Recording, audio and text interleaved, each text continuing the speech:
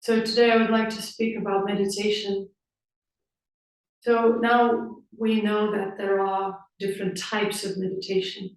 The actual meditation is not about the type, because types of meditation teach you to basically internalize your focus, bring your focus within. The actual meditation, the natural, spontaneous meditative absorption arises only when one's consciousness is mature, when one's consciousness somewhat registered that high frequency vibration within and started prioritizing it. And prioritizing it means it has unbound itself from the projected reality. So all these different meditative techniques and all, even though they can look as the healing meditations, these meditations, that meditation, they all are about internalizing your consciousness. So one thing is to internalize consciousness, another thing is to experience absorption, because by internalizing your consciousness, you can also empower different aspects within yourself. Let's say your health. If you concentrate on different organs, on different plexuses, you bring your conscious energy there. So this way you somewhat empower your being with your consciousness, empower your health, empower your immunity by remaining within, by retaining that focus within. But the actual spiritual meditative absorption is something else. It cannot be practiced. You can listen to something or someone and through that frequency internalize your focus and maybe for a moment experience this glimpse of unconditional equanimity, absorption. But through this absorption, you will still be able to observe different aspects within yourself that keep on dragging you outwards, because you won't be able to retain that focus within for a long time. So your consciousness will be still dragged out.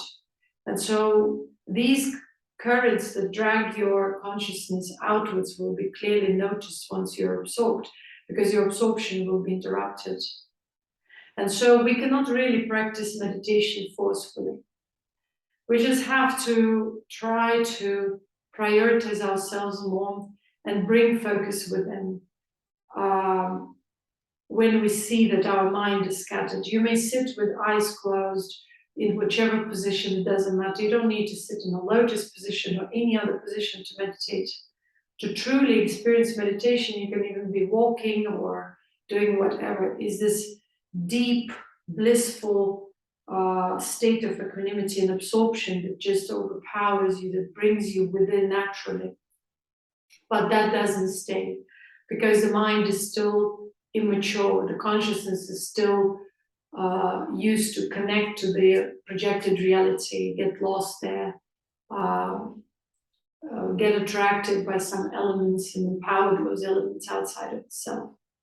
And so self-cultivation means this constant reminder of one's own priority. The priority is the conscious essence. And so by sitting just with eyes closed, you will notice that your mind, even though you try to internalize voluntarily or forcefully your consciousness, it's all over the place, because there is no realization that whatever you experience outside of self is the projection, is the illusion. And as long as that realization is not there, there will be no spontaneous meditation, no meditative absorption. Now, when the person prioritizes the essence, they hold on to that essence. In spiritual schools of different kind, it is said that one has to hold on to Guru's feet. Guru's feet are that essence, that consciousness that is immovable. And so when one holds on to that, one's consciousness gradually, spontaneously, naturally internalizes So you don't need to actually practice. You just somewhat remember and become more and more aware of the essence rather than the projection or emanation of that essence outside of self. And so through the cultivation of meditative absorption, you gradually, naturally withdraw your focus from the external reality within. And by keeping that focus within, aligned with a high being, high frequency, you then establish healthy relationships with the projected reality, where the projected reality has no power over you, but you see that it is the reflection of your inner being. And this is a very, very important point to understand, that meditation is not about concentration or voluntary practices or focus on something. Yes, whenever you focus on something, you empower that, but that doesn't mean that you have understood spiritual sciences of liberation from the projected reality, and where the meditation is the primary tool. And meditation is not something that can be really practiced. It is either there or not. It's like you cannot practice equanimity either. It's either there or not. Bliss, the same thing. It's like when you're angry, you're angry. When you are compassionate, you're compassionate. These states naturally arise. Yes, some of them can be provoked and stimulated by the external reality. So you may sometimes use these tools like perceiving something, reading someone's transmission, or watching transmissions, or maybe even listening to some elevating music. But this frequency, it's not about that frequency, it's about just your consciousness considers that as a reminder to internalize itself. So this is the message. Thank you very much for watching, and may all you experience clarity, equanimity, blissful absorption, and be able to refine yourself and heal through this blissful absorption, because meditative state, samadhi, blissful absorption, equanimity are tools. They're natural tools of our consciousness to refine itself from projected reality, to purify oneself from that accumulated residue through the unhealthy relations with the projected reality, and also an evolutionary tool which allows us to let go of falsehood, false attachments, false notions about ourselves that are again connected to the projections, where our sense of self is codependent on the projected reality, connected to the projected reality, and thus is lost to the projected reality, or empowers the projected reality in whatever name or form. So as long as we do that, natural meditation is but impossible.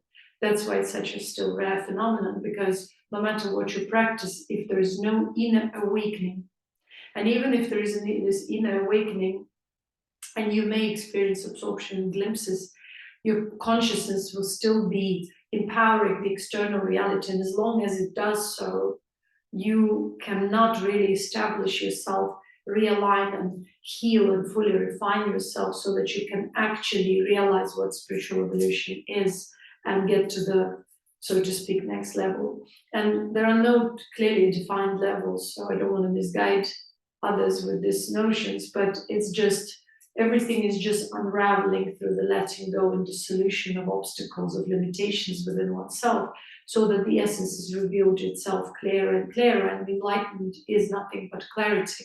When one is simply aware without their emotional, mental, and conceptual residue of the collective, of other people, of their own karmic accumulated understanding.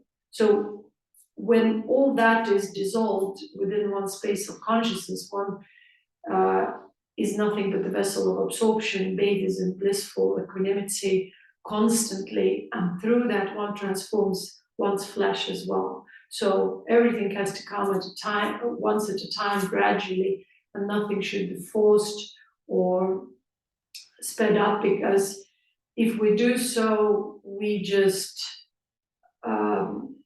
keep on again holding on to something that we've empowered for example, a spiritual ambition or a desire to evolve now, or to desire to follow this diet or that diet, or this lifestyle or that lifestyle, or to practice this meditation or that meditation, as long as the mind is actively involved with the projected reality on whatever level, mental, emotional, or physical, our conscious essence, that immortal essence, is lost to the projected reality in whichever name or form, and through whatever subtlety. So as long as we do not understand that, we cannot evolve, but keep on deluding ourselves and perhaps even others by promoting something in the name of meditation, in the name of spirituality, which is in fact devoid of spiritual essence. Thank you very much.